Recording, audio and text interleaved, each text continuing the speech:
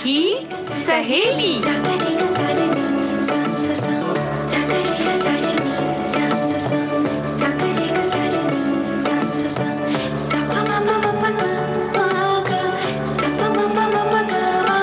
सखी सहेली।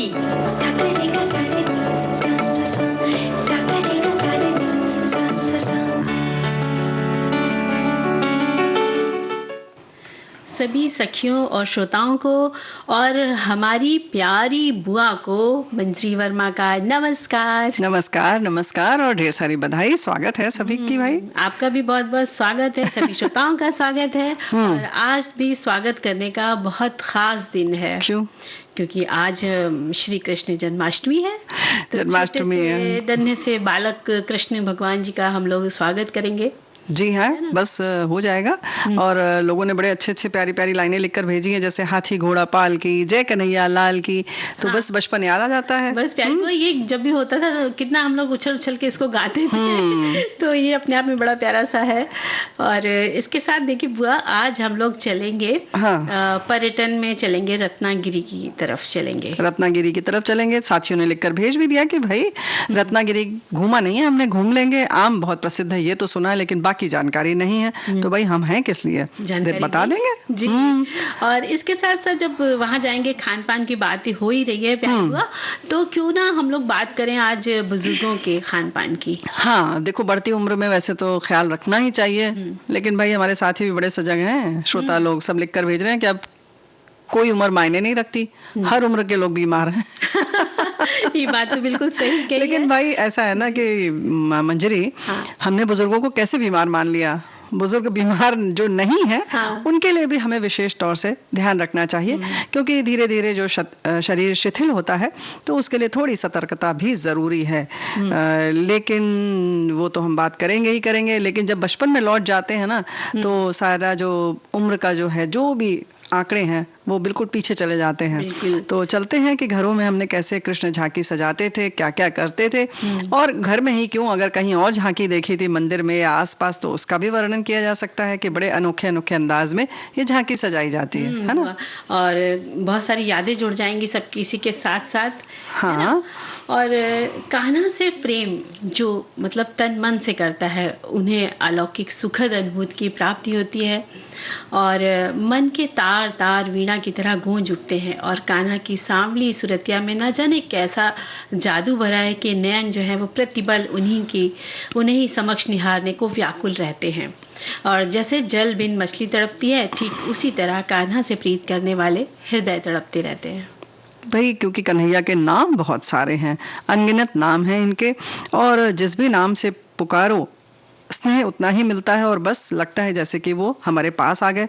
चाहे पुकारो वंशीधर, चाहे मुरली मनमोहना कृष्ण मुरारी, कुंज बिहारी द्वारिकाधीश, लड्डू गोपाल गोपाला गोविंदा।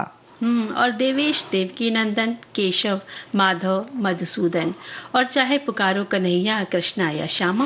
भाई उनकी मनोहारी छवि, अधरों पर बंसी, मोर मुकुट, काचनी बांधे जो, और एक जो उनकी अदा है, जो कहते हैं ना कि त्रिभंगी होते हैं ना, और भंगी भी कहे जाते हैं। उन्होंने जो एक पैर जो क्रॉस करते हैं ना, आगे का पैर उधर ले जाते हैं और पंजे पर खड़े हो जाते हैं, थोड़ी सी दाहिनी तरफ अपनी गर्दन झुकाकर।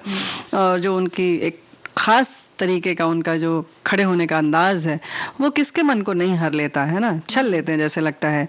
गले में उनके वनमाला होती है, तभी तो हर कोई उन्हें छलिया भी कहता है। और धीरे से जो वो मुस्कुराते हैं तो बस छल लेते हैं। कुछ नहीं तो बस कान्हा कान्हा का जाप ही कर लो। शक्ति में जो होता है, मन में प्रेम रस भर जाता है और वो चले ही आएंगे ऐसा लगता है। सुध बुध बिसराकर कैसे मीराबाई भी उनकी आराधना में लीन रहती थी, है ना। और जैसे कृष्ण के अधरों पर हर पल मुरली सजती है, वैसे ही जो उनसे प्रीत करने लगता है उनमें लीन रहता है, तो कृष्ण भी उनके कष्ट हरने के लिए आ जाते हैं। और कृष्ण जन्माष्टमी, जिसे गोकुला अष्टमी के नाम से जाना जाता है, अपने कन्हैया के जन्म उत्सव को धूमधाम से मनाने के लिए प्रत्येक व्यक्ति आतुर रहता है। और मध्य रात्रि के समय गीत भजन कीर्तन ढोलक मंजीरे की गूंज उठने लगती है ना बुआ। और व्रत उपवास तो सब करते ही करते हैं और घर पूरा भक्तिमय और सज जाता है। और कान्हा के स्वागत के लिए सब लोग तरह तरह की सजावट करते हैं, सुंदर सुंदर खुद भी वस्त्र पहनते हैं और कान्हा के सारे वस्त्र आभूषण वगैरह लाते हैं। और नाना प्रकार के भोग व्यंजन है, पुष्पहार माखन मिश्री फल मेवे सबके थाल सज जाते हैं शाम के स्वागत के लिए, कान्हा के स्वागत के लिए शाम को। बिल्कुल। यूं तो देखो छठा की अगर हम बात करें तो हर कोई मथुरा और वृंदावन की ओर निहारता है कि वहाँ की छठा अद्भुत होती है, लेकिन हर घर में जैसे लगता है कि मथुरा और वृंदावन आ गया है, क्योंकि हर कोई आज जन्म कराएगा, उनका सजाएगा, झांकी सजाएगा तरह तरह से, जैसे लगता है कि बस जन्म यहीं होने वाला है। और तरह तरह से नृत्य नाटक कार्यक्रम किए जाते हैं, कृष्ण लीला की जाती है और सब अपने अपने ढंग से सजावट करते हैं और अपने अपने ढंग से उसको मनाते हैं। और भाई झूला तो पड़ता ही है ना, छोटा सा डाल दिया जाता है और कान्हा उसमें झुलाए जाते हैं, रेशम की डोरी से उसको खींचा जाता है, तो उसका भी एक अलग आनंद होता है। और कृष्णा कान्हा ईश्वर ही नहीं, वे तो सबके अपने भक्तों के मित्र हैं, दोस्त हैं, गुरु हैं, सखा हैं। और वे प्रेमी बनकर और सखा बनकर गुरु ज्ञान भी देते हैं। और बुआ जी उनकी अनेक लीलाएं और चमत्कार जो है वो जब भी हम पढ़ते हैं सुनते हैं तो हृदय एकदम प्रफुल्लित हो जाता है। जैसे उन्होंने, आपको याद है ना कि बालपन में अपनी यशोदा मैया को अपने मुख में ब्रह्मांड के दर्शन करा दिए थे। बिल्कुल। और वैसे तो उन्होंने ये भी बता दिया कि भाई हमारे अंदर ही सब कुछ है। और जैसे तुमने सखा की बात कही ना मंजरी बिटिया, तो ऐसे ही हमारे साथी ने लिखकर भेजा भी है कि भाई मुझे भगवान कृष्ण का हर रूप, भाई सखा प्रेमी पति नारी का सम्मान, सबसे बड़ी बात कर्म कर्तव्य की प्रधानता, न्याय प्रियता, सकारात्मक सोच सभी पूजनीय है।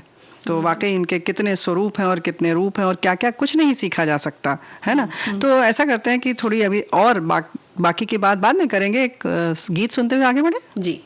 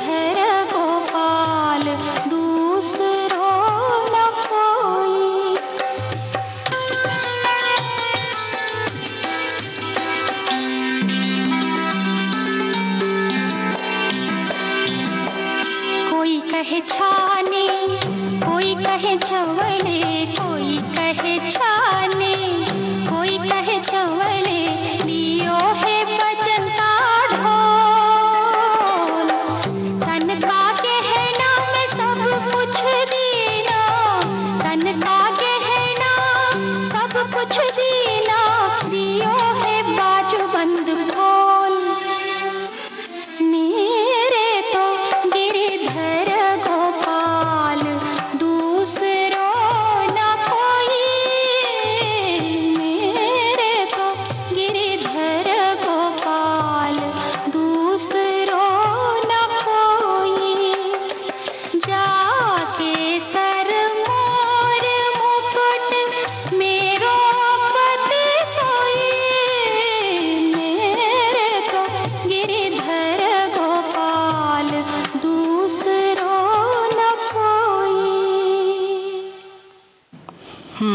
तो भाई ऐसी भक्ति और ऐसा बाल स्वरूप हो या सखा स्वरूप हो तो किसको नहीं भाएगी, है कि नहीं।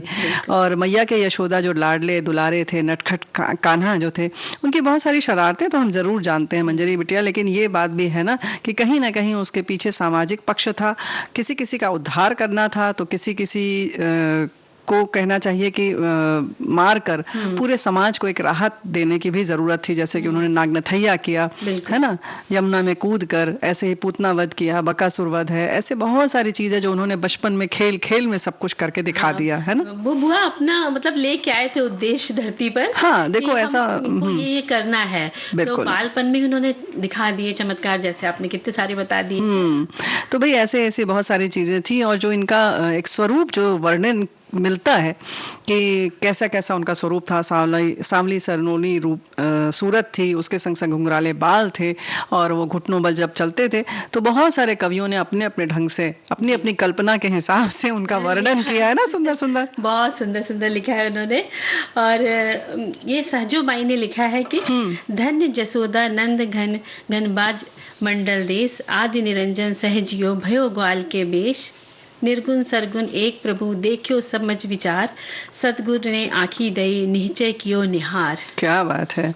और सूरदास जी की लिखी हुई लाइनें कौन भूल सकता है भला, है कि नहीं। बिल्कुल, उन्होंने भी बहुत अच्छा सा लिखा है सूरदास जी ने कि मैया मैं तो चंद खिलौना ले हूँ, जय हो लोटन धरन पर अबही तेरी गोद न आए हो, सुरभि को पै पान न करियो बेनी सिर न गुहइयो, हवे हो पूत नंद बाबा को तेरो सुत न कहो। मतलब उन्होंने सारी धमकियां दे डाली जी कि भाई तुम्हारा अब हम बच्चा ही नहीं कहलाएंगे, नंद बाबा के हम मतलब लाल रहेंगे, तुम्हारा बेटा अब हम नहीं कहलाएंगे अगर तुम मेरी बात नहीं मानोगी, यानी मुझे खिलौना नहीं लाके दोगी चांद वाला। तो उन्होंने भी बड़े बड़े जतन से दिखाई दिया। और ऐसे ही नजीर अकबराबादी ने भी बहुत सुंदर वर्णन किया है, क्या क्या कहूँ मैं कृष्ण कन्हैया का बालपन। थोड़ा सा आगे उन्होंने चलने की जब उनके आ गई तब उन्होंने उसका वर्णन किया है, अब घुटनियों का उनके मैं चलना बयां करूं, या मीठी बातें मुंह से निकलना बयां करूं, या बालकों की तरह से पलना बयां करूं, या गोदियों में उनका मचलना बयां करूं। ऐसा था बांसुरी के बजैया का बालपन। पाटी पकड़ के चलने लगे जब मदन गोपाल, धरती तमाम हो गई एक आन में निहाल, बासुक चरण छूने को चले छोड़ कर पताल, बासुकी नाग के लिए कह रहे हैं, बासुक चरण छूने को चले छोड़ कर पताल, आकाश पर भी धूम मची देख उनकी चाल। ऐसा था बांसुरी के बजैया का बालपन, क्या क्या मैं कहूँ कृष्ण कन्हैया का बालपन। उसके आगे 4 लाइन और बड़ी प्यारी है, थी उनकी चाल की तो अजब यारों चाल ढाल, थी उनकी चाल की तो अजब यारों चाल ढाल, पावों में घुंघरू बाजते सर पर झंडूले बाल, चलते ठुमुक ठुमुक के जो वो डगमगाती चाल, चलते ठुमुक ठुमुक के जो वो डगमगाती चाल, थामे कभी यशोदा कभी नंद ले संभाल। ऐसा था बांसुरी के बजैया का बालपन, क्या क्या कहूँ मैं कृष्ण कन्हैया का बालपन। क्या बात है, यानी कृष्ण भगवान के बाल रूप का इतना सुंदर सुंदर वर्णन बहुत लोगों ने किया है, और आज भी उसको पढ़ो तो सुनो तो बहुत अच्छा लगता है। और इसी तरह वो वाला भी तो है ना कि मैया कभू बढ़ेगी चोटी, कितनी देर मोहि दूध पियत भर यह अजहू है छोटी। तो कितना अच्छा लगता है कि मतलब परेशान है बेचारे कि दूध भी पी रहे हैं, सब कुछ कर रहे हैं, लेकिन चोटी नहीं बढ़ रही है। और उसके संग संग उनकी जो यशोदा मैया कहती थी कि उस गाय का दूध पियोगे तब बढ़ेगी, तो वो सब याद दिलाते हैं। और इस तरह से उनका वर्णन, वैसे तो नजीर अकबराबादी ने ये भी लिखा है वो खुद में ही पिता भी थे, खुद ही बच्चे भी थे, यानी कि वो जगत के पालनहार थे, फिर भी बाल स्वरूप में जब आए तो उन्होंने पूरी लीलाएं दिखाई और पूरी धरती को कहते हैं ना निहाल कर दिया। और बुआ सभी जो माएँ होती हैं उनको अपने छोटे बच्चे एकदम कृष्ण के रूप में ही चाहती हैं कि मैं उनका बच्चा भी कृष्ण जैसी शैतानियां करे, शरारत करे, छोटी छोटी पैंजनियां भी पहनाती है, बहुत अच्छे से अपने बच्चे को सजाती, तो वो सब चीजें देखो कृष्ण जो है हाँ बिल्कुल लुभाती हैं, और 16 कलाओं से पूर्ण थे, इसीलिए हर कोई चाहता है कि प्रेमी अगर हो तो कृष्ण जैसा हो, अगर सखा हो या दोस्त हो तो कृष्ण जैसा हो, भाई सुदामा के संग उन्होंने जो किया, या ग्वाल वाल के संग वो जब जिस तरह से करते थे, तो वो भी ऐसा ही चाहते हैं। ऐसे बच्चों की तो बात है ही है कि आदमी चाहता है, तो इस तरह से गुरु भी आदमी चाहता है। अगर अर्जुन है तो हम चाहेंगे कि गुरु जो है वो कृष्ण जैसे हो जी। यानी कि कृष्ण भगवान जो है, जो जिस रूप में चाहता है वो उनके पास तत्काल पहुंच जाते हैं। और हम चलते हैं, क्यों ना चले एक गीत की ओर। हाँ, बिल्कुल बिल्कुल। ठाणे काई काई बोल सुनावा, ठाणे काई काई बोल सुनावा, मारा सावरा गिरिधारी, ठाणे काई काई बोल सुनावा, ठाणे काई काई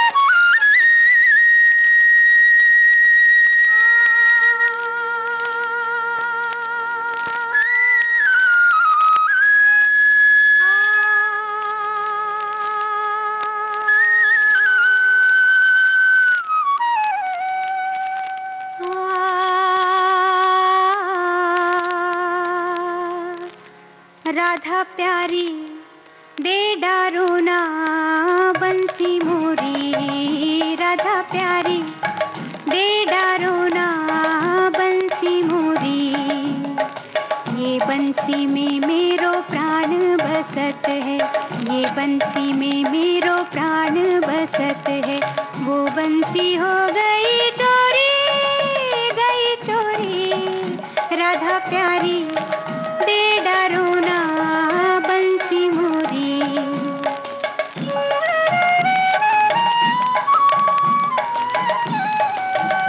राधा प्यारी दे डारो ना बंसी मोरी, राधा प्यारी।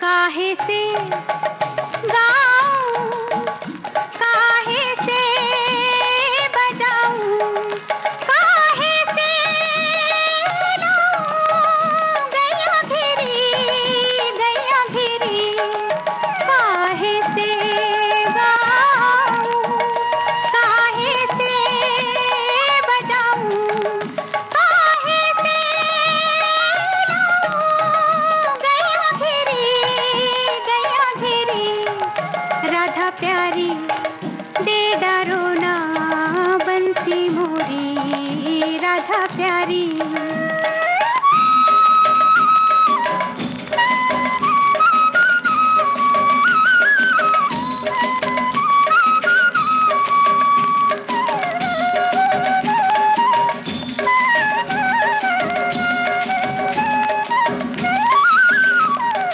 हा हा करत तेरे पैया परत, तरस खा प्यारी, प्यारी मोरी, राधा प्यारी।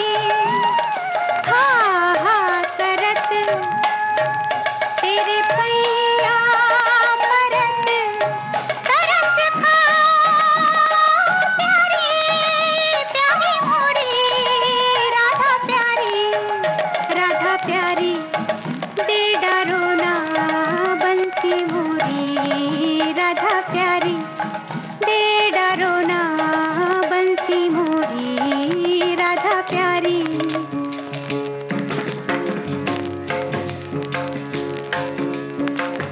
मीरा के प्रभु गिरिधर नागर,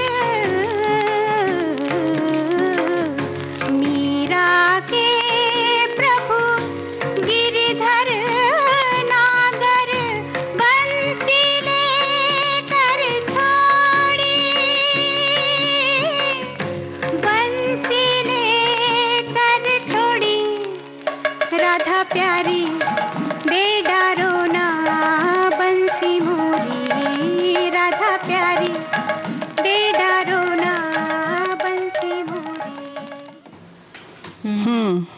राधा प्यारी दे डानो न बंसी मोरी, तो कितना अच्छा लगता है। बहुत और प्यारा भजन। बांसुरी तो कृष्ण भगवान की हो या कोई बजा रहा हो, तो सुबह सुबह अगर आप प्रभात की बेला में सुन ले बांसुरी, तो बहुत एकदम मन को आनंदित कर देती अगर है। सो रहे हो तो सो रहे तो फिर नहीं सुनाई देगी बुआ।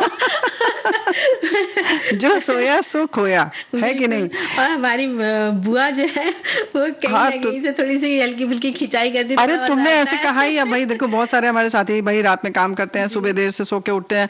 अब तुमने कह दिया सुबह सुबह, अब ऐसी शर्त लगा दोगी तो क्या होगा बताओ? बिल्कुल कुछ लोग सही। परेशान हो जाएंगे, जबकि भाई बांसुरी तो जिस समय भी बजती है उस समय एकदम मिश्री की तरह कान में घुल जाती जी। है ना? और और हमारे साथियों ने कुछ कुछ बड़ी कृष्ण के बारे में जब बात आती है तो कुछ न कुछ लिख कर भेजते ही रहते हैं, है ना? इन्होंने लिखकर भेजा है कि कृष्ण जन्माष्टमी, जिसे जन्माष्टमी व गोकुलाष्टमी के रूप में भी जाना जाता है, एक वार्षिक हिंदू त्योहार है जो विष्णु जी के दशा अवतारों में से 8वें और 24 अवतारों में से 22वें अवतार श्री कृष्ण के जन्म के आनंद उत्सव के लिए मनाया जाता है। ये हिंदू चंद्रमण वर्ष पद के अनुसार कृष्ण पक्ष अंधेरे पखवाड़े के 8वें दिन यानी अष्टमी को भाद्रपद में मनाया जाता है, जो ग्रेगोरियन कैलेंडर के अगस्त व सितंबर के साथ हाँ। अधिव्यापित होता है। मतलब यही लगभग अगस्त सितंबर में पड़ जाता है। तो भाई बहुत अच्छी आपने जानकारी दी, जो कि बहुत सारे हमारे साथियों को पता होगी, लेकिन हमारे साथी लिखकर भेजते हैं। लेकिन ये जो राधा रानी वाला जो मामला था ना, जी। वो हमारे साथी ने लिखकर भेजा है, मेरी बेटी जब 2 वर्ष की थी तब मैंने उसे राधा रानी बनाया था और उसको वो श्रृंगार इतना पसंद आया कि मुझे हर रोज राधा रानी बनाने को कहती, और हर वर्ष वो राधा रानी बनती है और श्री कृष्ण से मिलने मंदिर जाती है, इस्कॉन मंदिर। बात है। तो ये छवि तो कुछ ऐसी ही है। हाँ। और बातें तो हमारी चलती जाएंगी। रत्नागिरी चलोगी या यहीं से हम लोग बैठ बैठ के बस बातें करेंगे? नहीं, बातें नहीं करेंगे बुआ, चलेंगे और सबको ले चलेंगे रत्नागिरी।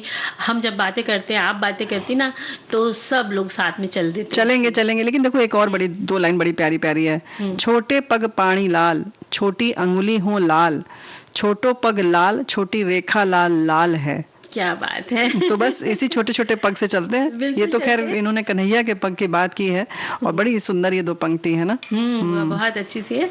तो देखिए आज हम बात कर रहे हैं रत्नागिरी की। हाँ, तो महाराष्ट्र। महाराष्ट्र राज्य की राजधानी मुंबई से 350 किलोमीटर दूर रत्नागिरी एक बंदरगाह शहर है। सह्याद्री पर्वत के खूबसूरत पहाड़ियों से घिरा एक पर्यटन स्थल है और जिसके चारों ओर फैली हरियाली मन को मोह लेती है। इसके इतिहास की बात करें तो रत्नागिरी एक समय बीजापुर शासकों की प्रशासनिक राजधानी थी। ये 1731 ईस्वी में सतारा राजाओं के नियंत्रण में आया, लेकिन ब्रिटिश साम्राज्य ने 1818 ईस्वी में इसे अपना लिया। यहाँ एक किला बीजापुर वंश के दौरान बनाया गया था और 1670 ईस्वी में मराठा राजा शिवाजी द्वारा इसको मजबूत किया मतलब गया इसका था। पुनरुद्धार किया गया। हाँ। और जो बंदरगाह के पास है और एक हेडलैंड पर स्थित है। अब देखो यहाँ पर अगर आ गए तो मांडवी बीच है, यानी समुद्री तट है, जिसको देखने के लिए बहुत सारे लोग आते हैं। ये बहुत व्यस्त तटों में से एक है। भाई सुंदर है क्योंकि इसकी छटा बहुत सुंदर है। ये समुद्र तट पश्चिम में रत्नादुर्ग किले और दक्षिण में राजसी अरब सागर से घिरा हुआ है और इसकी रेत जो है वो काली है मंजरी, और इसे अक्सर काला सागर के रूप में भी जाना जाता है। और ये जो है कि खाड़ी के सिर पर स्थित है, बुर्ज के कारण इस समुद्र तट को रत्नागिरी के गेटवे के रूप में भी माना जाता है। और बुआ यहाँ बहुत सारे बीच है, जैसे भतेई बीच भी है। ये रत्नागिरी बस स्टैंड से करीब 3 किलोमीटर की दूरी पर है। कोंकण तट पर रत्नागिरी जिले के भाटे में स्थित अद्भुत समुद्र तट है ये। और समुद्र तट इतना लंबा, सपाट और सीधा है जहाँ आप प्रकृति का आनंद ले सकते हैं। नीला पानी है, चांदी की रेत का विशाल विस्तार और कैसोरीना पेड़ों के साथ स्वच्छ वातावरण का आनंद भी वहाँ लिया जा सकता है। और बुआ सूर्यास्त का जो वहाँ का मनोरम दृश्य होता है वो भी देखने लायक होता है। और यहाँ से लाइट हाउस और प्रसिद्ध मांडवी बीच भी दिखाई देता है। क्या बात है। सूर्यास्त देखो समंदर के किनारे जब भी हो ना तो बहुत सुंदर छटा रहती है उसकी। ऐसे लगता है धीरे धीरे समंदर में समा रहा है ये सूर्य, और उसके संग जो कहीं बादल बदल आ गए ऐसे वैसे, तो कभी तो सोने जैसी आभा हो जाती है, कभी बैगनी रंग हो जाता है, कभी गुलाबी होता है, कभी एकदम नीला हो जाता है। मतलब प्रकृति के पास कितने रंग हैं ये समझना बड़ा मुश्किल है। बहुत मुश्किल है। और फलों की बात करें या पेड़ों की या वनस्पतियों की, तो यहाँ नारियल में विशेषज्ञता रखने वाले कृषि अनुसंधान भी हैं क्योंकि यहाँ नारियल बहुत होता है, और ऊंट और घोड़े की सवारी का मजा लिया जा सकता है। और जब ज्वार का समय होता है तब सागर की तरंगे जो है भतई बीच की सुंदरता को बहुत और सुंदर बना देती हैं, बढ़ा देती हैं। इसके बाद यहाँ का मरीन एक्वेरियम और संग्रहालय भी देखा जा सकता है, जिसकी की स्थापना 1985 में रत्नागिरी के समुद्री जैविक अनुसंधान केंद्र द्वारा की गई। और यहाँ पर मंजरी जी। अगर आप घोड़े की मछली, शेर मछली, ट्रिगरी मछली, कछुए, ईल्स और ये सब भी देखना चाहें, बहुत सारी चीजें हैं वैसे देखा जाए तो। सागर के खीर है ना, स्टार मछली है, लॉबस्टर है, समुद्री सांप और कई अन्य दुर्लभ सुंदर जीव जंतु भी देख सकते हैं।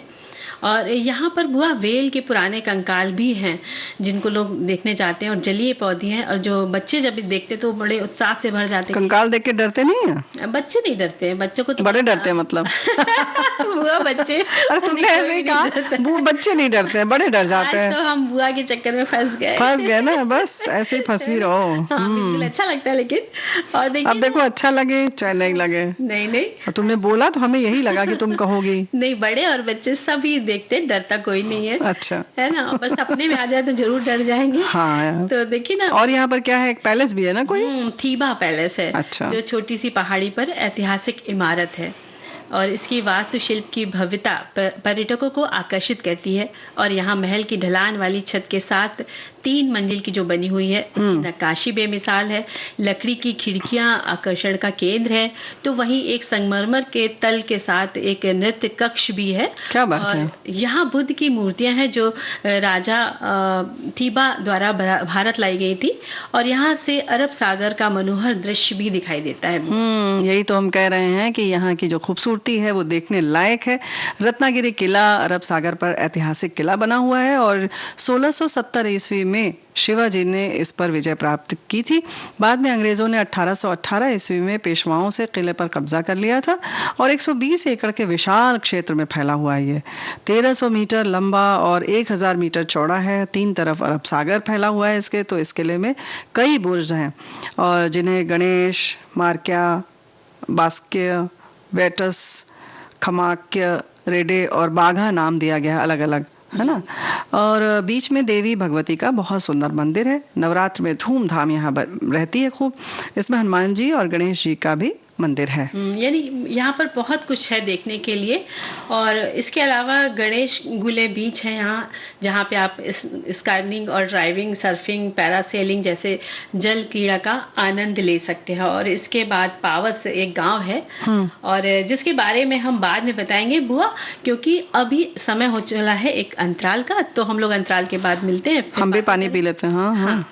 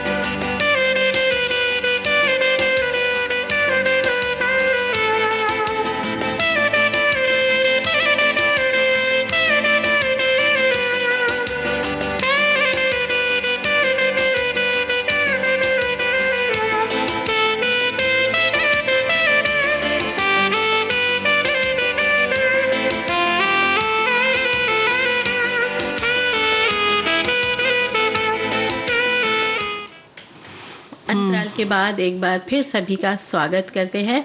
और बुआ, हम लोग बात कर रहे थे ना कि इसके पास एक गांव है। हाँ, यहीं पर पावन। वो श्री स्वामी वो है ना, स्वरूपंद समाधि मंदिर है, इसीलिए ये तीर्थ स्थल भी माना जाता है ना। हर साल यहाँ पर हजारों श्रद्धालु आते हैं। मंदिर की सुंदरता के साथ साथ बहुत यहाँ पर शांति भी है, जिसका आनंद लोग लेते हैं। शांति का अपना आनंद होता है ना। और इसके साथ ही यहाँ पे मार्लेश्वर मंदिर है और झरना भी है।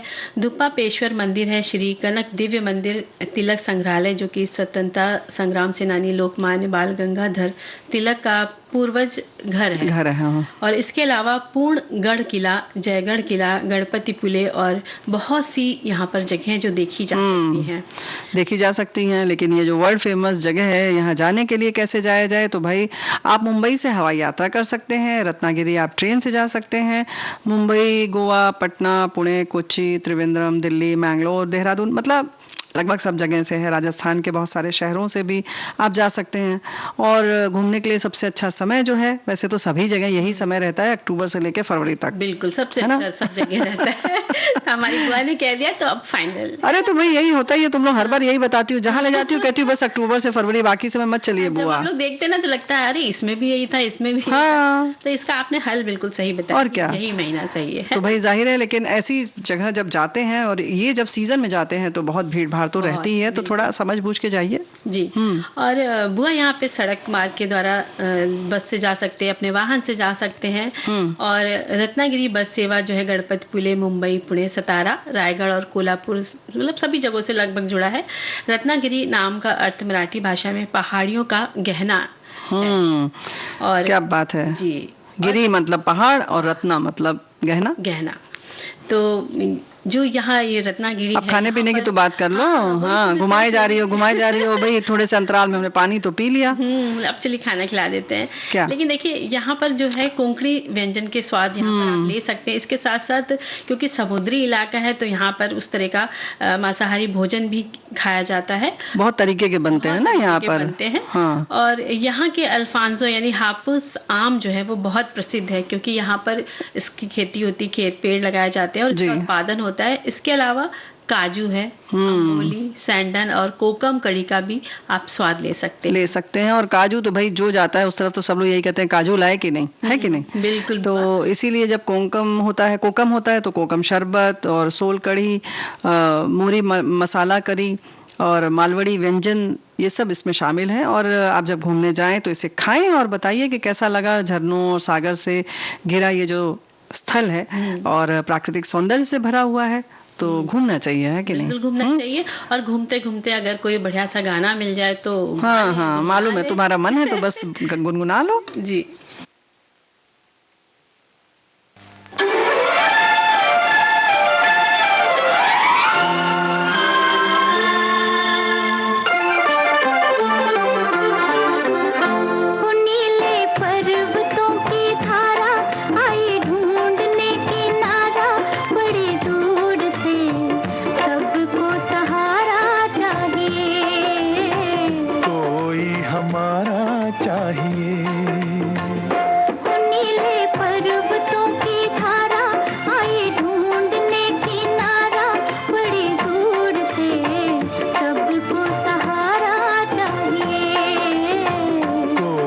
हमारा चाहिए।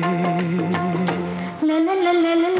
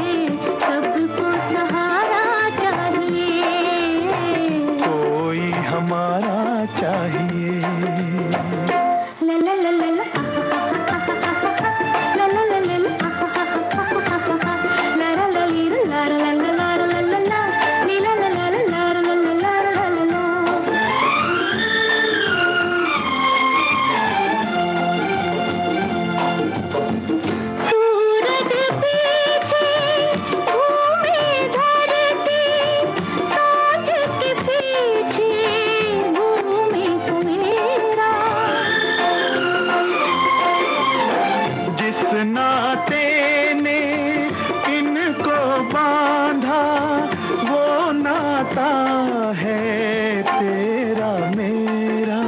ओ नीले पर्वतों की धारा आई ढूंढने किनारा, बड़ी दूर से सबको सहारा चाहिए, कोई हमारा चाहिए। नीले पर्वतों की धारा, ला ला ला ला ला, ला ला ला ला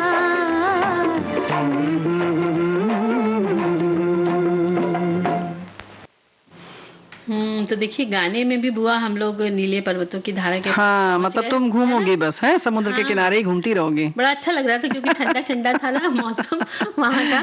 सही तो बात है। बस फिर अब वहाँ से वापस आ जाते हैं जी, क्योंकि तो अब हमारे कहाँ चल रहे हैं? अब हम लोग बताएंगे ना कि हमारे जो बड़े बुजुर्ग हैं तो हम लोग उनके लिए क्या क्या खाना वाना बना सकते हैं, जी। खान पान उनका कैसा रखें। बताओ बताओ।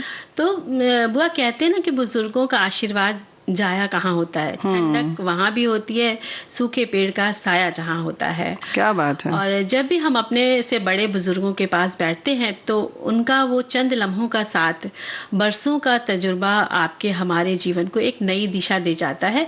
और क्योंकि उनके पास होते हैं जीवन के कई किस्से और अनुभव और वे कहीं गुम ना हो जाए, तो हमें लगता है कि हम सब उनके पास बैठ लें, जान लें, उनसे उनके किस्से सुन लें, जो पीढ़ी दर पीढ़ी सुनाने के लिए बहुत ज़रूरी होते हैं, बहुत काम आते हैं। तो मुझे लगता है कि बुजुर्गों के पास जरूर बैठना चाहिए। अच्छा, तभी तो तुम हमारे संग बैठती हो, तभी हम कहें कि क्या नहीं बात बुआ, है। लेकिन अपनी आप तारीफ बुजुर्ग सुनकर तो नहीं। मजा आ गया, लेकिन देखो भाई ऐसा है ना बुआ, कि आप बुजुर्ग नहीं हुई, हम आपको बुआ ही रहने देंगे। हाँ, तो बुआ हम लोग तो उम्र की बुजुर्ग बुआ होती है बना ना। के रखेंगे, देखिए। है देखो ना? ऐसा है ना, तभी तुम लोग हर जगह कहीं जाना होता है तो चलो चलो चलो साथ में लगाए रहती हो, क्योंकि बाकी किसी से डांट वाट नहीं पड़ेगी, बुआ साथ में रहेंगी लेकिन तो। बुआ, अब थोड़ी सी नाराजगी है आपसे। बताओ बताओ। आप गई और हमको नहीं ले गई इस बार।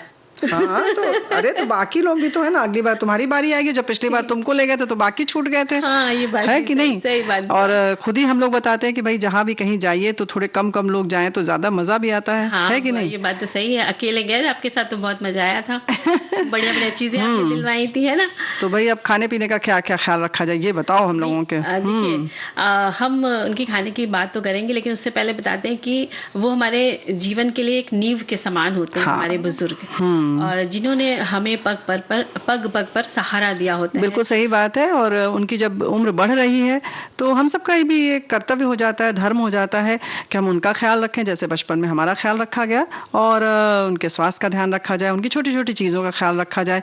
अब स्वास्थ्य की जब बात आती है तो मंजरी बिटिया ये बहुत ज़रूरी है कि हम पहले इंतज़ार न करें कि वो बीमार पड़े तब हम ध्यान रखें, बल्कि उनका इसमें ही बड़ा ही सहयोग है कि उनका हम रेगुलर चेकअप कराते रहें और उनकी दवाओं का ध्यान रखें। अगर कोई दवा किसी चिकित्सक ने बताई है तो उसे समय समय से देते रहें। उसके संग संग भाई क्योंकि थोड़ा भी आगे पीछे होगा तो अब शरीर में वो ताकत नहीं रहती कि वो संभाल सके अपने आप को।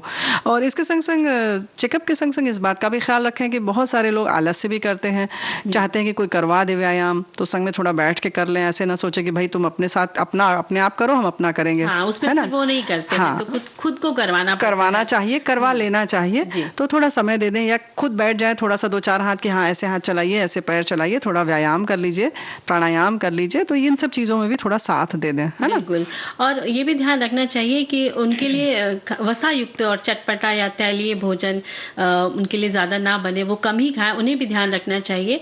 और हालांकि बुआ समझाना बड़ा मुश्किल होता है कि क्योंकि जीभ का जो स्वाद लगा होता है तो उसको आपको कंट्रोल करवाएंगे तो थोड़ा सा आपको थोड़ी सी उनकी दिक्कत महसूस होगी। तो नहीं, दिक्कत तो ये है ना कि हम लोग को भी देखो, फिर जैसे कि बच्चों के लिए होता है कि हम जो बच्चे जो चाहते हैं हम वही करते हैं अपने लिए भी। हाँ, क्योंकि एक समय में बड़े बुजुर्ग जो होते हैं बच्चों के समान हो जाते हैं। हाँ, तो यही तो हम कह रहे हैं कि जब बच्चों के लिए हम जब त्याग कर सकते हैं कि अच्छा आज बच्चे बीमार हैं या कुछ है तो हम ना बने ये चीज घर में, तो बुजुर्गों के लिए भी ये किया जा सकता है। और थोड़ा सा टाला जा सकता है, उनके सामने न खाया जाए, उनके लिए भी स्वाद भरा अच्छा भोजन। कम तैलीय जो भोज्य पदार्थ है वो बनाए जा सकते हैं और उनके सामने वही परसा जाए। आप उसी मेज पर बैठ के चटपटा न खाएं जहां पर आपके बड़े बुजुर्ग खा रहे हैं ना। सही बात, सही बात। हाँ। और उन्हें vitamin B12, folate, folic acid, calcium और विटामिन डी का सेवन जो है जरूर कराएं, क्योंकि वो उससे शरीर उनका सही रहेगा। और आयरन की भी इस उम्र में ज्यादा जरूरत होती है, ऐसा इसलिए क्योंकि हीमोग्लोबिन का उत्पादन ज्यादा करता है और जो फेफड़ों से रक्त का आवागमन को ठीक करता है, शरीर के अन्य हिस्सों तक ऑक्सीजन पहुंचाता है। अब जब बुजुर्ग आयरन कम लेते हैं तो ऑक्सीजन का स्तर घटने लग जाता है, इसीलिए उन्हें हरे पत्तेदार सब्जियां, चुकंदर, दालें, बीन्स, नट्स और बीजों को शामिल करें उनके आहार में। अब तुम भाई ऐसे डरा दोगी ये कम हो जाता है वो कम हो जाता है, तो उससे बेहतर ये है कि क्या खाएं ये ध्यान रखें। हाँ बिल्कुल। और ऐसे ही मांसपेशियों की मजबूती बहुत जरूरी है, क्योंकि वही सहारा देती है हड्डियों को। तो इसके लिए प्रोटीन खाना बहुत जरूरी है। प्रोटीन की मात्रा अच्छी होनी चाहिए, इसके लिए अंडा, दूध, पनीर, मेवा, चिकन, मूंगफली आदि खाएं तो अच्छा है। बिल्कुल, है ना? बिल्कुल। और इसके साथ इम्यूनिटी, उनकी रोग प्रतिरोधक क्षमता भी बनी रहे, इसके लिए विटामिन सी लें। शरीर के हर अंग के विकास, मरम्मत और इन्फेक्शन से बचाव के लिए विटामिन सी बहुत जरूरी होता है। इसके लिए आप आंवला है, खट्टे फल है, नींबू, बेल, मिर्च, ब्रोकली, पपीता या स्ट्रॉबेरी भी आप खाने में दे सकते हैं। लेकिन ये भी ध्यान रखना है कि जिन्हें खांसी या कफ की समस्या है तो उनके लिए थोड़ा सा ध्यान रखें और उन्हें पपीता आदि आप दे सकते हैं। ठंडे तो मतलब कुल मिलाकर यही कहना है कि सब तरीके के जो जिसमें पोषक तत्व आ जाए वो लें, और उनके साथ साथ रेशेदार चीजें जरूर दें ताकि उनका जो कब्ज आदि न हो, क्योंकि पाचन के संग संग पेट साफ होना बहुत जरूरी है। तो इन सारी चीजों का ध्यान रखें, पानी का ध्यान रखें। शुद्ध पानी होगा तो बाकी समस्याओं से भी छुट्टी मिली रहेगी। और उनके समय का ध्यान रखें। और हमारे साथियों ने बहुत अच्छा लिखकर भेजा है कि सबसे बड़ा टॉनिक उनका ये है कि उनको समय दें, उनको सम्मान दें, तो उससे जो है उनका 50% जो बाकी समस्या है वो दूर हो जाएगी। है ना? और उसके संग संगीत सुना दे बढ़िया सा उनके मन का।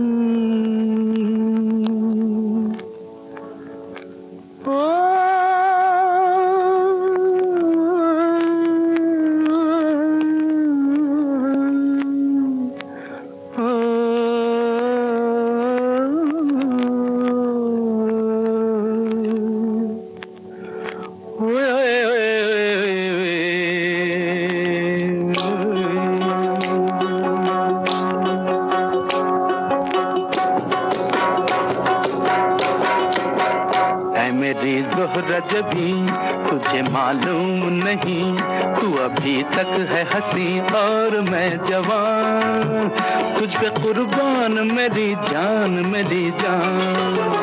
ऐ मेरी ज़ोहरा जबी तुझे मालूम नहीं, तू अभी तक है हंसी और मैं जवान, तुझ पे कुर्बान मेरी जान मेरी जान।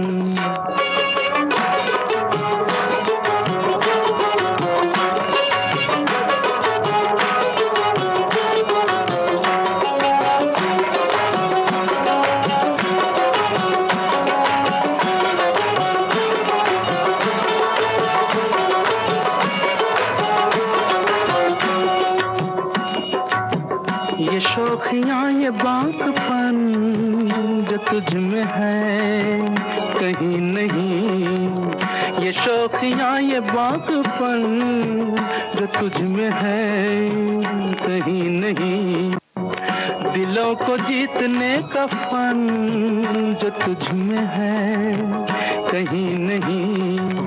मैं तेरी आँखों में पा गया दो जहां, मैं तेरी आँखों में पा गया दो जहां। ऐ मेरी ज़ोहरा जबी तुझे मालूम नहीं, तू अभी तक है हंसी और मैं जवान, तुझ पे कुर्बान मेरी जान मेरी जान।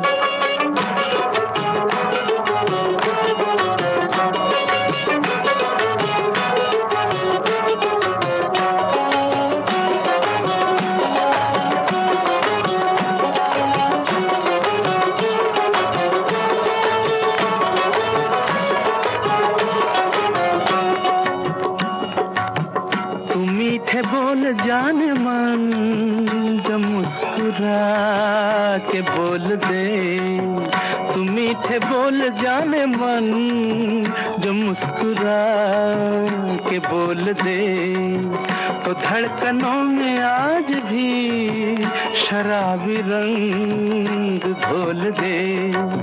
ओ सनम मैं तेरा आशिक़े जाविदां, ओ सनम मैं तेरा आशिक़े जाविदां। ऐ मेरी ज़ोहरा जबी तुझे मालूम नहीं, तू अभी तक है हंसी और मैं जवान, तुझ पे कुर्बान मेरी जान मेरी जान। ऐ मेरी ज़ोहरा जबी तुझे मालूम नहीं, तू अभी तक है हंसी और मैं जवान, तुझ पे कुर्बान मेरी जान मेरी। क्या बात है। तो देखिए संदेश आया है क्या? बुआ कि वैसे तो तू मेरी जान, ऐसा? हमें लगा तुमने यही कहा संदेश आया। नहीं नहीं, संदेश तो दूसरा है। लिखती है हमारी एक सखी, लिखती है, श्रोता लिखते हैं कि वैसे तो मंदिर में बड़े बड़े पैमाने पर झांकियां लगती थी। अच्छा, तुम झांकी की बात कर रही हो। हमें लगा कि भाई हमारे एक साथियों ने अभी भी बुजुर्गों के खान पान के बारे में बहुत अच्छी बात एक लिखी है कि 30% जो है पेट खाली रखें तो सबसे अच्छा है और मन शांत रखें। हाँ, ये बात तो हम लोग के लिए भी लागू होती है, सबके लिए लागू। हमें मालूम था तुम समझ जाओगी, यही तो हम कह रहे थे कि ये सब पर लागू होती है और मन शांत रखना सबके लिए जरूरी है। और बुजुर्गों के लिए खास तौर से उसमें बुजुर्गों की जिम्मेदारी नहीं है, इसमें पूरे परिवार की जिम्मेदारी है कि कैसे उनका मन शांत रहे, और अगर उनकी जरूरतें हम पूरी कर देंगे तो वो खुश रहेंगे। बिल्कुल। और तो देखिए हम बात चलो झांकी सजा लेते हैं। चलो चलो मंदिर की झांकी सजाते हैं। तो हमारी श्रोता ने बताया कि उनकी माँ कभी कभी घर में सजाती थी और उनका जन्म होता था भगवान जी का, बांस के सूप में उनको रखा जाता था, उसी का झूला बनाया जाता था। आरती के समय झूले को धीरे धीरे झुलाते थे। 6 दिन का प्रोग्राम रहता था। भोग प्रसाद में सिंघाड़े का आटा, हलवा, धनिया, पंजीरी और बहुत सारे फल होते थे। सुबह शाम कृष्ण कन्हैया जी को भोग लगता था, भजन कीर्तन आरती होती थी और छठे दिन छठी मनाई जाती थी। और जैसे घर में एक बच्चे की छठी होती है, घर में तरह तरह के व्यंजन पकवान बनते थे, कढ़ी चावल, पकौड़े, दही बड़े, हलवा, खीर। और भगवान को माखन मिश्री बहुत पसंद था तो वो भी भोग लगाया जाता था। खिलौना, सोहर, बच्चे के जन्म पर जो गाए जाने वाले गीत होते थे वो भी भजन कीर्तन में खूब कराए जाते थे। और वाकई बहुत अच्छा लगता था बुआ उस समय के भजन कीर्तन। आज भी करो तो बहुत मजा आता है। झांकी की तो अपनी अपनी छटा होती ही है। और वो दिन याद आते हैं जब हम बहुत ही छोटे थे और श्री कृष्ण जन्माष्टमी का त्योहार पूरे गांव में बहुत धूमधाम से मनाया जाता था।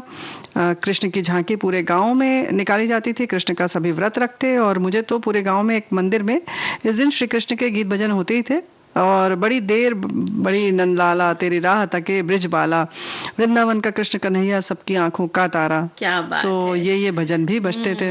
और एक और लिखते हैं कि श्री कृष्ण जन्माष्टमी के दिन मंदिरों को खास तौर से सजाया जाता है। जन्माष्टमी पर पूरे दिन व्रत का विधान है। जन्माष्टमी पर सभी 12 बजे तक व्रत रखते हैं। इस दिन मंदिरों में झांकियां सजाई जाती है और भगवान श्री कृष्ण को झूला झुलाया जाता है और रास लीला का आयोजन होता है। वाकई बुआ जब हम लोग छोटे थे तो जाया करते थे रासलीला वगैरह देखने, तो बड़ा अच्छा लगता था। मतलब उठने का मन नहीं करता था, लेकिन इतनी देर तक होती थी कि झपकियां भी आने लगती थी तो फिर पिताजी उठा के ले जाते थे कि बस अब हो गया, चलो चलो। हाँ, तो ये मन बात नहीं भरता था, लेकिन सही बात है। और उनकी सजावट, उनका श्रृंगार सब कुछ बहुत अनोखा होता था। महाराज भी होता था। तरह तरह से झांकियां सजती हैं। जो घर में खास तौर से सजाया जाता था उसकी छटा अलग होती है। हम लोग भी सजाते थे बचपन में, जैसे कि पूरे सीढ़ी बनाकर, जैसे छोटे छोटे छोटे बड़े मेज लगा के, सबसे बड़ी मेज, फिर उसके आगे छोटी, फिर उससे छोटी छोटी करके सीढ़ी जैसी बनाते थे। उस पर भगवान जी लाइन से रखते थे, उनको तरह तरह से हरियाली से सजाया जाता था। फिर बहुत सारी जगहों पर क्या कहते हैं ना कि कदम की डाल पर भगवान झूला झूलते थे।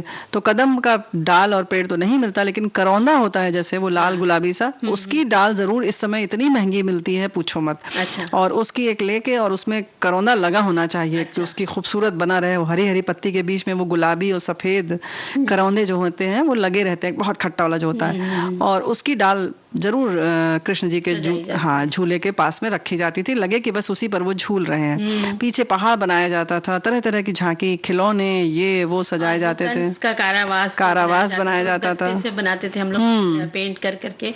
और कहीं फुहारे छोटे लगाए जाते थे, कहीं छोटा सा तालाब जैसा बनाया जाता था घर में से थाली वाली निकाल कर उसमें पानी भर दिया जाता था। तो तरह तरह से किया जाता था। ऐसे ही हमारे साथी ने लिखा, हमारे घर पर भी श्री कृष्ण का जन्मोत्सव धूमधाम से मनाते हैं। कृष्ण झांकी की तैयारी बहुत पहले से ही शुरू हो जाती है। कई तरह के पकवान और कान्हा जी के लिए प्रसाद बनाते हैं। रात को 12 बजे लड्डू गोपाल को फूलों से भरी टोकरी में से अवतार करवा कर नहलाकर उनका श्रृंगार करके आरती करते हैं, उनको भोग लगाते हैं, भजन कीर्तन करते हैं और आखिर में कान्हा को पालने में सुलाते हैं। तो क्यों ना बुआ फिर एक प्यारा सा गीत सुनी लेते हैं। हाँ बिल्कुल।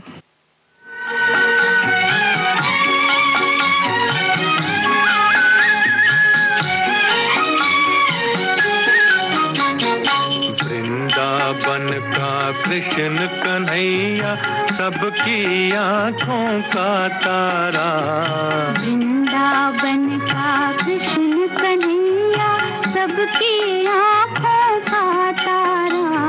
मन ही मन क्यों जले राधिका, मोहन तो है सबका प्यारा। मन ही मन क्यों जले राधिका, मोहन तो है सबका प्यारा। वृंदावन का कृष्ण कन्हैया सबकी आँखों का तारा।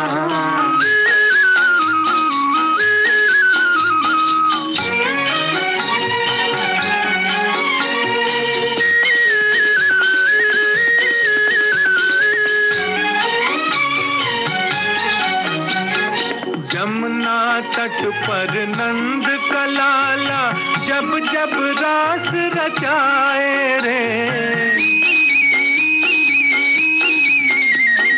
यमुना तट पर नंद का लाला जब जब रास रचाए रे। तन मन डोले कान्हा ऐसी बंसी मधुर बजाए रे। सुध बुध फूली खड़ी गोपियाँ जाने कैसा जादू डारा। वृंदावन का कृष्ण कन्हैया सबकी आँखों का तारा।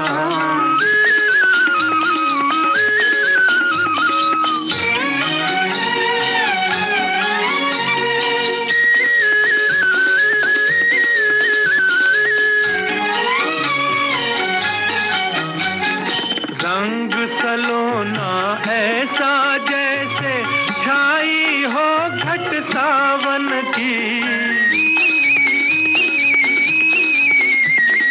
रंग सलोना ऐसा जैसे छाई हो घट सावन की। मेरी मैं तो हुई दीवानी मनमोहन मन भावन की। तेरे कारण देख सावरे छोड़ दिया मैंने जग सारा। वृंदावन का कृष्ण कन्हैया सबकी आँखों का तारा। मन ही मन क्यों जले राधिका, मोहन तो है सबका प्यारा। वृंदावन का कृष्ण कन्हैया सबकी आँखों का तारा।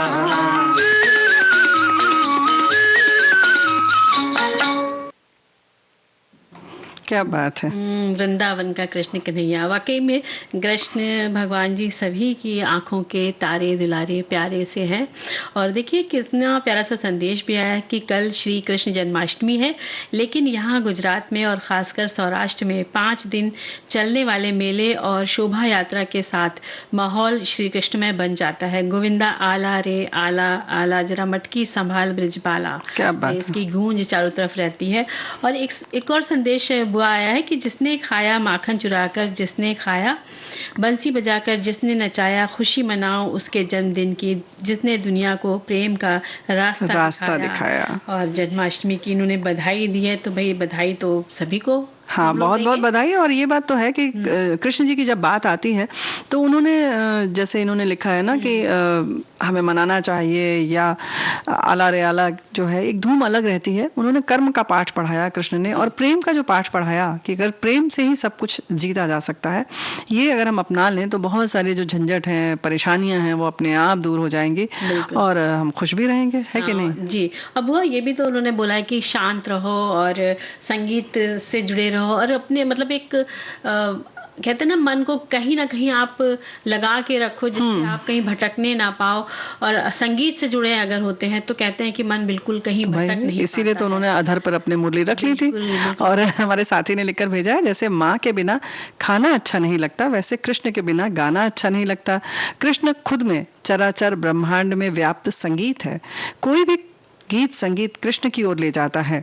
समस्त जीव सृष्टि को अपनी बांसुरी की मधुर तान से सराबोर और भाव विभोर करने वाले कृष्ण अनुपम पूर्ण पुरुषोत्तम है, जो जीव को शिव की ओर ले जाने का एकमात्र माध्यम है। क्या बात है। और कितनी प्यारी प्यारी बातें सभी ने लिखकर भेजी हैं। और हमारे श्रोताओं ने बहुत सारे अच्छे अच्छे वो पोस्टर जैसी भी चीजें भेजी है। कृष्ण भगवान ने कहीं मिठाइयाँ भेजी हैं, है ना। तो भाई देखो ऐसा है ना कि त्योहार जो होते हैं वो इसीलिए होते हैं कि हम एक बार फिर से हर्षोल्लास की जिंदगी जीने लगे और नए सिरे से मतलब कहते हैं कि जीवन में एक रास्ता जब आ जाती है, नीरसता आ जाती है, तो उसको तोड़ने के लिए ये त्योहार आते हैं। और भाई उसके बाद छठी भी मनाइए आप बहुत अच्छी तरीके से। और इसके संग संग जो भी बातें हैं वो ध्यान में रखें। लेकिन जो झांकी की बात हमने की थी वो खासतौर से इस बात के लिए कहा था कि इससे बच्चों में जो है वो सृजनशीलता बढ़ती है, सृजनात्मकता बढ़ती है। तो घर में तरह तरह से अलंकार बनाएं, जमीन पर रंगोली सजा सकते हैं। हम लोग भी सजाते थे ऐसे ही। पहले तो चोकर को रंगा जाता था और बुरादे को बनाया जाता था। तरह तरह के वो पहाड़ बनाए जाते थे, ईंटों से बनाए जाते थे, लाकर टेढ़े मेढ़े पत्थर, रुई से के ऊपर बर्फ दिखाई जाती थी, कहीं मटकी में रुई भर के माखन दिखाया जाता था और झालर से खूब सारी झालरें लगाई जाती थी और साड़ियाँ दुपट्टों से वो पूरी तखत के ऊपर पूरा सजा के झांकी बनाई जाती थी। एक कमरा जो होता था खास वो उस दिन पूरा भर जाता था और एक हफ्ते से तैयारियां चलती थी और बुआ आखिर तक वो सब चलता रहता था। तो भाई जैसे हमारे साथी ने लिखा कि वो फूल से भरे कटोरे से निकालते हैं कृष्ण को। ऐसे बहुत सारी जगहों पर खीरे के अंदर से निकालते हैं काट कर। छोटे से बाल गोविंदा जी को रखा जाता है कलावा बांधकर और रात में 12 बजे उनको प्रकट किया जाता है। तो इस तरह से परंपराएं हैं एक तरीके से और एक तरह से जीवंत किया जाता है। तो इस तरह से आप मनाएं, ढेर सारी खुशियां बांटें और बधाई आप लोगों को। बहुत सारी बधाइयों के साथ अब लेते हैं इस कार्यक्रम से विदा। तो मंजरी वर्मा और प्यारी बुआ का नमस्कार।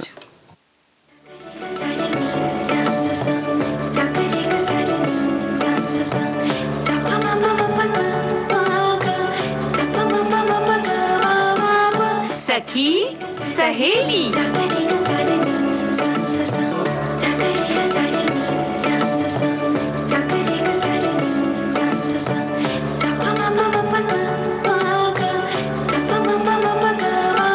सखी सहेली।